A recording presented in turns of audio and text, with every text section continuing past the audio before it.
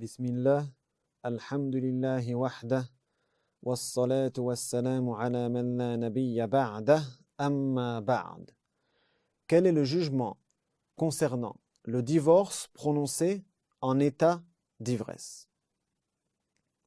La personne en état d'ivresse, si son ivresse atteint un niveau où elle ne sait plus ce qu'elle dit et qu'elle n'est pas réellement consciente, ni n'a de réelle volonté, dans ce cas-là, son divorce n'est pas effectif si elle a bu une boisson enivrante d'une manière qui n'est pas interdite. Qu'est-ce que ça signifie? Boire une boisson de manière qui n'est pas interdite, c'est ce qu'on appelle ghayr al-muta'addi bi sukrihi, c'est le fait de boire, par exemple, sous la contrainte ou par nécessité, ou prendre un médicament, par exemple, qui provoque un état d'ivresse pour pouvoir se soigner d'une maladie. Ceci selon la majorité des jurisconsultes, selon la majorité des fuqaha. Et dans le madhab hanbali, les hanbalites ont dit que même si ça n'atteint pas le niveau de contrainte, son divorce n'est quand même pas effectif ni valide.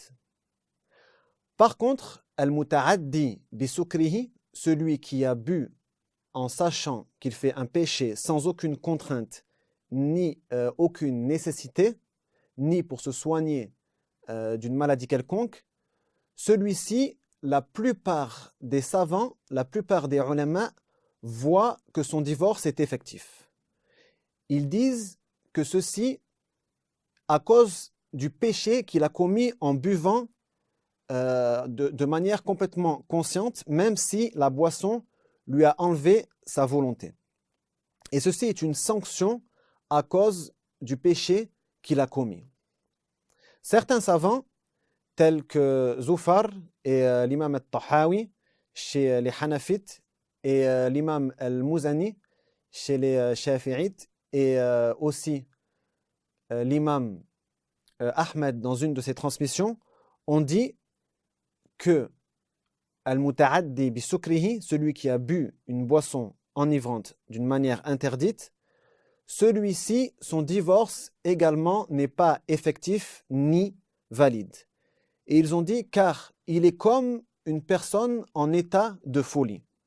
Et la personne en état de folie, son divorce n'est pas valide selon l'accord des érudits musulmans. Et ceci est l'avis de Uthman ibn Affan.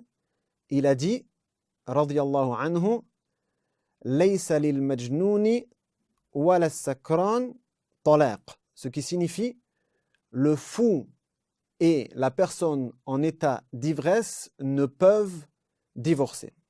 Et ce dernier avis a été choisi par les savants d'Égypte. Wallahu a'lam. Allahumma salli wa sallim ala nabiyyina Muhammad.